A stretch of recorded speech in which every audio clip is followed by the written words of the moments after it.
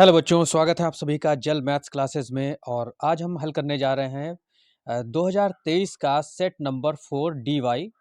और इसके हम 1 से लेकर 10 तक के ये बहुविकल्पी क्वेश्चन हल करेंगे इस वीडियो में। चलिए स्टार्ट करते हैं पहला क्वेश्चन। तो पहला क्वेश्चन में देखिए क्या है, एक बिंदु P है 2, -3 और दूसरा बिंदु है Q 10, y और इनके बीच की दूरी 10 मात्रक दे रखी है, तो y का मान हमें ज्ञात करना है। तो यहाँ से समझते हैं, देखिए ये बिंदु हो गया हमारा P और ये बिंदु हो गया Q। P के निर्देशांक दे रखे हैं 2, -3 और Q के निर्देशांक हैं 10, y और इन दोनों के बीच की दूरी यहाँ दे रखी है 10 मात्रक। ये बीच की दूरी हो गई 10 मात्रक। तो हम एक फार्मूला जानते हैं दो बिंदुओं के बीच की दूरी d बराबर √x2 - x1 का whole square plus y2 - y1 का होल स्क्वायर। तो देखिए ये पहला बिंदु है तो ये हमारा x1 और ये y1, ये दूसरा बिंदु x2 और ये y2 होगा। तो हल करते हैं इसको। x2 का मान कितना है तो 10 है, तो 10 - x1 का मान कितना है 2 है, तो ये 2 रखेंगे का होल स्क्वायर प्लस y2 क्या है, y2 तो y ही है और माइनस y1 क्या है माइनस का 3। तो एक माइनस ये वाला फार्मूले वाला और एक ये माइनस का 3 मिलके हो जाएंगे प्लस का 3 और इसका होल स्क्वायर। अब देखिए d की वैल्यू हमें क्या दे रखी है, दोनों बिंदुओं के बीच की दूरी कितनी है, डिस्टेंस कितनी है 10 है, तो ये हमें दे ही रखा है। तो अब हम इसको हल करते हैं। तो 10 बराबर यहाँ देखिए 10 में से 2 गए 8 का स्क्वायर प्लस यहाँ a प्लस बी का होल स्क्वायर हमारा फार्मूला बन जाता है।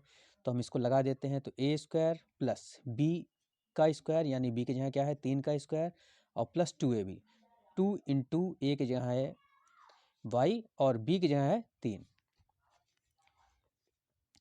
तो 10 बराबर √8 का स्क्वायर क्या हुआ 64 प्लस 3 का स्क्वायर हो गया 9 और प्लस हम लिख देते हैं y स्क्वायर प्लस 2 3 6y।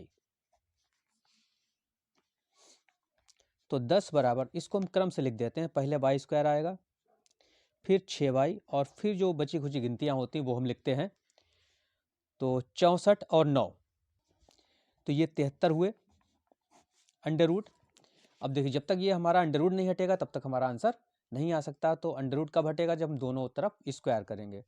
तो इधर भी हम स्क्वायर कर देते हैं और इधर भी स्क्वायर कर देते हैं। तो 10 का स्क्वायर हो गया 100 और स्क्वायर करने से ये अंडर रूट हमारा कैंसिल हो जाएगा। तो y square plus 6y plus 73 हमारा बचेगा।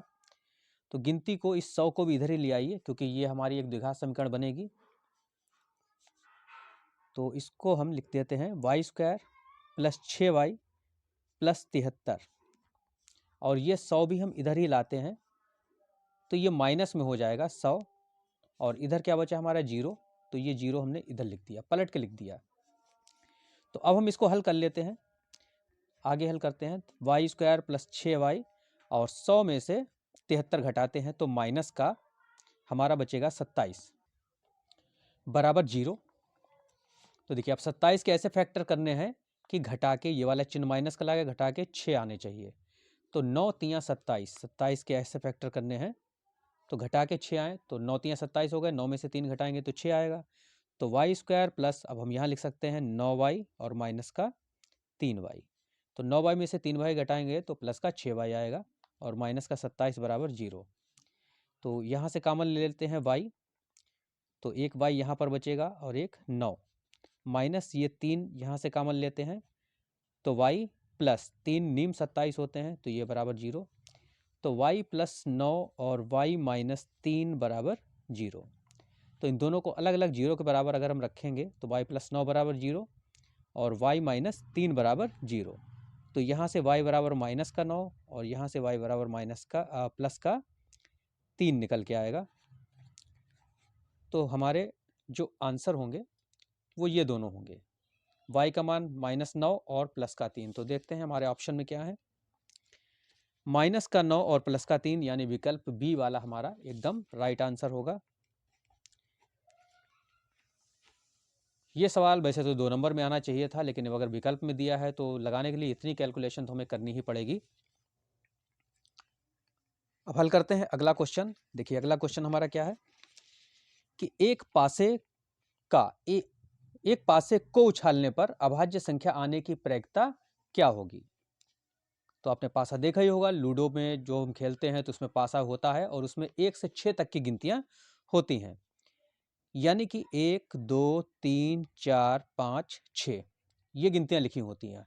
अब इन गिनतियों में से यानी कुल परिणाम हमारे कितने हैं, 6 हैं। कुल परिणाम कितने हो गए, 6 हैं। अब इन 6 में हमें अभाज्य संख्या आने की प्रायिकता जाननी है। तो अभाज्य संख्या देखिए इनमें से कौन कौन से हैं, एक तो 2 है और एक 3 है और एक 5 है, ये अभाज्य संख्या है। यानी कि अभाज्य संख्याएं कितनी हैं, 3 हैं। तो 6 में से ये 3 प्रकार से ये संख्याएं आ सकती हैं। तो 3/6 हम इसको लिखेंगे और इसको जब हम काटेंगे तो 3 एकम 3 और 3 दूनी 6, यानी कि 1/2 इसकी प्रायिकता होगी। तो विकल्प हमारा बी वाला जो है वो सही आंसर हो जाएगा। तो अगला देखिए, क्वेश्चन नंबर है 3। 26 और 156 का लासा 100, देखिए 26 और 156 का लासा 156 है, तो मासा का मान क्या होगा। तो आपने एक फार्मूला पढ़ रखा होगा कि एक संख्या गुणा दूसरी संख्या बराबर होता है लासा गुणा मासा, लासा गुणा मासा।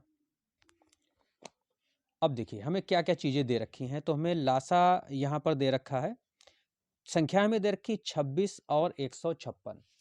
तो हम यहाँ पहली संख्या हमारी 26, दूसरी संख्या 156 और इनका लासा भी 156 हमें दे रखा है और मासा हमें ज्ञात करना है। तो सब हमने लिख दिया। अब देखिए 156 से 156 कैंसिल हो जाएंगे, तो मासा बराबर हमारा क्या बचा, 26 बचा। तो मासा बराबर 26। तो विकल्प में देखते हैं तो ये बी ऑप्शन हमारा एकदम राइट आंसर हो जाएगा। विकल्प बी हमारा सही जवाब होगा इसका। चलिए चौथे प्रश्न पर नजर डालते हैं। तो वह बड़ी से बड़ी संख्या है जिससे 245 और 1037 को विभाजित करने पर प्रत्येक दशा में शेषफल 5 प्राप्त होता है, वो संख्या कौन सी होगी।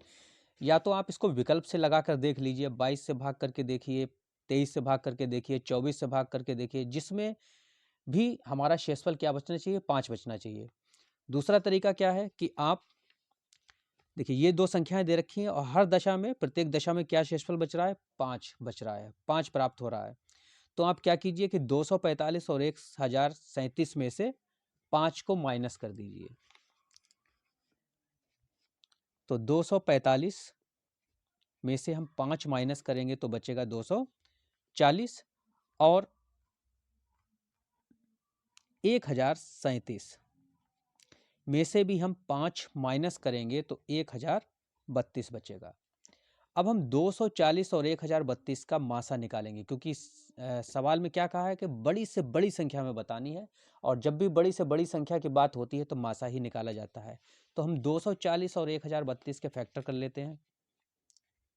240 के हमारे फैक्टर होंगे 2 एकम 2, 2 दूनी 4, ये 0, 2 छंग 12 और 2 तियां 6 और 2 एकम 2, 2 पंजे 10 और ये 15 आ गया तो 3 से कटेगा, 3 पंजे 15 और 5 एकम 5। तो इसके फैक्टर हो गए हमारे, 2 कितनी बार आया है, 4 बार आया है। तो हम यहाँ लिखते हैं 1 2 3 4 और 3 गुणा 5, तो गुणा 3 गुणा 5। अब देखिए 1032 इसके भी हमें फैक्टर करने पड़ेंगे। तो 1032 के जब हम फैक्टर करेंगे 1032, तो देखिए 2 पंजे 10, 2 एकम 2, 2 छंग 12, फिर 2 दूनी 4, 2 पंजे 10 और 2 अट्ठे 16, 2 एकम 2, 2 दूनी 4, 2 नीम 18 और ये तो 3 से कटेगा, 3 चौक 12, 3 तियां 9। अब 43 तो अभाज्य संख्या है, 43 से ही कटेगा तो 43 एकम 43। तो 2 यहाँ 3 बार आ रहे हैं, 2 गुणा 2 गुणा 2 और उसके बाद 3 एक बार और एक बार 43 है। तो इनका एचसीएफ जब हम निकालेंगे, मासा निकालेंगे, तो मासा में कॉमन लिया जाता है। तो ऊपर नीचे देखिए ये हमारा 2 कॉमन हो गया, ये तो ये वाला 2 जोड़ा बन गया और ये वाला जोड़ा बन रहा है और एक 3 बन रहा है। तो इसमें से हम 2 निकालते हैं बाहर, इस वाले जोड़े में से भी 2 निकाल लेते हैं, इसमें से 2 निकाल लेते हैं और इसमें से 3 निकालते हैं। और अब अगर हम इनकी गुणा करेंगे तो 2 दूनी 4, दूनी 8, तियां 24, तो हमारा ये आंसर होगा 24। ठीक, तो ये 24 आप ऑप्शन से भी मैंने कहा कि आप लगा सकते हैं। 24 से अगर आप इसको भाग दे के देखेंगे, 245 को आप अगर 24 से भाग करते हैं तो 24 एकम 24, क्या बचा? शेषफल 5 बचा। यही सवाल कह रहा था। उसी तरह से 1037 को भी हम 24 से भाग करके देख सकते हैं।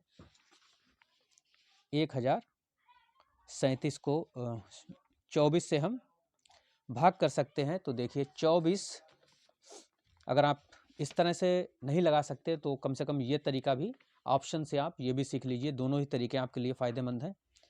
देखिए 24 चौक होते हैं 96, तो 103 में से हम 96 घटाएंगे तो ये हमारा बचेगा 7, और ये वाले 7 हम उतार लेते हैं।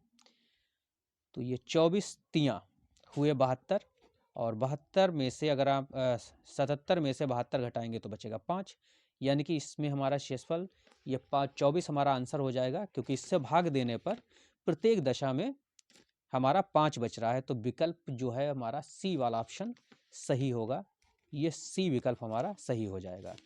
तो बढ़ते हैं क्वेश्चन नंबर 5 की ओर, जो है यदि समीकरण 2x² + ax + 6 = 0 का एक मूल 2 है तो a का मान आपको ज्ञात करना है। तो समीकरण हमें एक यहाँ पर दे रखी है 2x² + ax + 6, तो 2x² + ax + 6 = 0। ये सवाल नंबर है हमारा 5। और यहाँ इस समीकरण का एक मूल हमें दे रखा है 2। एक मूल इसका क्या है? 2 है। तो a का मान बताना है। तो यहाँ x की जहाँ पर हम 2 पुट कर देंगे, क्योंकि 2 इसका एक मूल है। तो रख देते हैं। तो 2x की यहाँ पर 2 रखेंगे तो 2 का स्क्वायर + ax + 6 = 0। अब देखिए 2 का स्क्वायर कितना हुआ? 4, और 4 की हम 2 से गुणा करेंगे तो 8 हो जाएगा। यहाँ पर भी हम 2 रखेंगे, x की यहाँ पर 2, तो प्लस, अब ये हो गया हमारा 2a + 6 = 0। तो 8 और 6 हम जोड़ देते हैं, तो 8 और 6 हो जाएंगे हमारे 14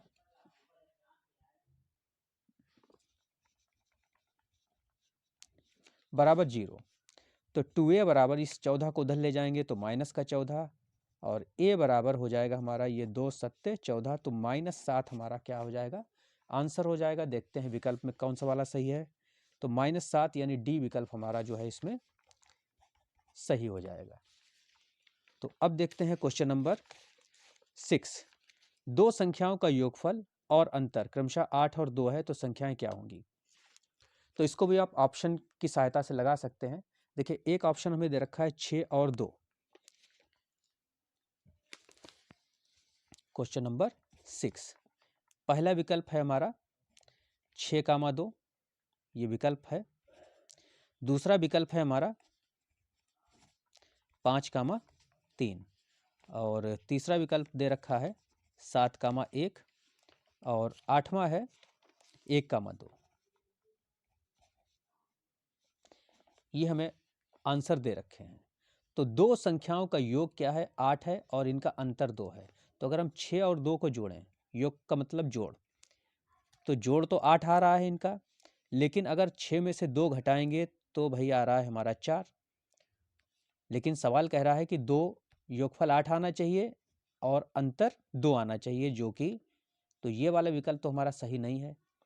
5 और 3 को देखते हैं, तो 5 और 3 भी क्या हो जाते हैं? 8 हो जाते हैं, और 5 में से 3 को अगर हम घटा देते हैं तो 2 आ जाता है। तो यानी कि ये विकल्प हमारा सही है। देखिए दूसरा तरीका हमारा क्या है, जो हमारा जनरल मेथड है, वो हम किस तरह से इसको हल कर सकते हैं। तो हम इसको चाहे तो विलोपन विधि से भी हल कर सकते हैं, क्योंकि यहाँ पर दो संख्याओं का योगफल हमें दे रखा है 8, और अंतर क्या है? 2 है। तो दो संख्या हम मान लेते हैं a और b हैं। तो a + b हमारा कितना है? दोनों संख्याओं का योगफल 8 है, और दोनों संख्याओं का अंतर यानी a में से b घटाते हैं तो 2 आता है। तो इस तरह से भी हम ये समीकरण बनाकर भी हम इसको हल कर सकते हैं। ये समीकरण 1, ये समीकरण 2। तो देखिए दोनों ही समीकरणों में प्लस, यहाँ पर प्लस भी है और यहाँ पर माइनस भी है, तो जोड़ने पर ये कैंसिल हो जाएंगे। तो ये 2a बराबर हमारा क्या बचेगा? 8, 2, 10। तो इस तरह से हम इसको काट सकते हैं। तो 2 पंजे 10 यानी a बराबर हमारा क्या आ गया 5। अब ये 5 आ गया तो इसको हम किसी भी समीकरण में रखकर b भी निकाल सकते हैं। तो ये हम रख देते हैं समीकरण 1 में। तो समीकरण 1 है हमारा a प्लस बी यानी a की जगह 5 हो गया और प्लस b बराबर क्या हो गया 8। तो देखिए b बराबर 8, ये 5 इस साइड में लाएंगे तो माइनस का 5 हो जाएगा। तो b बराबर 8 में से 5 गया 3। तो देखिए आंसर हमारे 5 और 3 आ रहे हैं। तो सही है एकदम हमारा विकल्प। तो दोनों ही तरीकों से आपको बता दिया, विकल्प के माध्यम से भी और सवाल को हल करके भी। अब देखते हैं अगला सवाल है हमारा समीकरण 4x² माइनस 12x प्लस 9 बराबर 0 के मूल होंगे। यानी कि मूलों की प्रकृति पूछी जा रही है, वास्तविक, असमान, वास्तविक नहीं, वास्तविक और बराबर या फिर शून्य। तो इसको लगाने के लिए हमें सबसे पहले इसका विविक्तकर निकालना पड़ेगा। तो चलिए विविक्तकर निकाल लेते हैं। तो पहले लिखते हैं समीकरण 4x² माइनस 12x और प्लस 9 बराबर 0। देखिए ये हमारा a है, ये b और ये c। तो a बराबर 4, b बराबर माइनस का 12 और c बराबर 9। विविक्तकर हम निकालेंगे तो विविक्तकर होता है b² माइनस 4ac। इसका मान हम ज्ञात करेंगे। विविक्तकर को d से प्रदर्शित करते हैं तो निकालते हैं इसको। देखिए b हमारा क्या है, माइनस का 12 है तो माइनस 12 का स्क्वायर माइनस 4, a क्या है 4 है और c क्या है 9 है। तो आगे हल करते हैं, माइनस 12 का स्क्वायर प्लस का 144 होगा और 4 चौक 16, 16 नीमा 144 होंगे। तो 144 में से 144 घटेंगे तो 0 आएगा। और जब 0 आता है तो मूल कैसे होते हैं, वास्तविक और बराबर होते हैं। मूल वास्तविक और बराबर। तो देखिए वास्तविक और बराबर हमारे किस में है, सी वाले विकल्प में है। तो ये विकल्प नंबर सी हमारा सही हो जाएगा। चलिए अब बढ़ते हैं क्वेश्चन नंबर 8 की तरफ। दो बिंदुओं इतने 2,3 और 4,1 के बीच की दूरी पूछी जा रही है। तो दो बिंदु हैं, एक है 2,3 और दूसरा है 4,1, 4,1 और इनके बीच की दूरी यानी कि d आपको निकालना है। तो इससे जो पहला सवाल था उसमें भी यही वाला फार्मूला बीच की दूरी वाला पूछा लगा था। तो d बराबर √x2 माइनस x1 का whole square plus y2 minus y1 का होल स्क्वायर। तो देखिए ये पहला बिंदु है तो इसको हम x1, ये y1, ये दूसरा बिंदु है इसको x2 और y1, x2 और y2 मान लेते हैं। तो √x2 हमारा क्या हो गया 4, देखिए x2 क्या है 4 माइनस x1, अब x1 है हमारा 2 का होल स्क्वायर प्लस y2 है हमारे पास 1 और y1 है हमारे पास 3, तो इनका होल स्क्वायर। ठीक है, तो 4 में से 2 गया 2 का स्क्वायर और 1 में से 3 गया तो माइनस 2 का स्क्वायर। तो 2 का स्क्वायर 4 होता है और माइनस 2 का स्क्वायर भी 4 होता है। तो 4 और 4 कितने हुए 8, या फिर आप इसको ऐसे भी लिख सकते हैं 4 कितने हैं 2 हैं। अगर x प्लस x होता है 4 प्लस 4 की जगह पर तो कितना होता, हम इसको लिखते हैं 2x। तो इसी तरह से 4 कितने हैं 2 हैं तो हम इसको लिख सकते हैं 2 गुणा 4। अब देखिए 4 का वर्गमूल क्या होता है 2 और ये वाला 2 हमारा अंडर रूट में ही रहेगा क्योंकि इसका वर्गमूल हमें पूरा पूरा नहीं मिल सकता। तो 2 अंडर रूट 2 मात्रक या इकाई इसका आंसर हुआ। तो ऑप्शन में देखते हैं 2 अंडर रूट 2 यानी विकल्प सी वाला हमारा, ये जो सी विकल्प है वो एकदम सही है।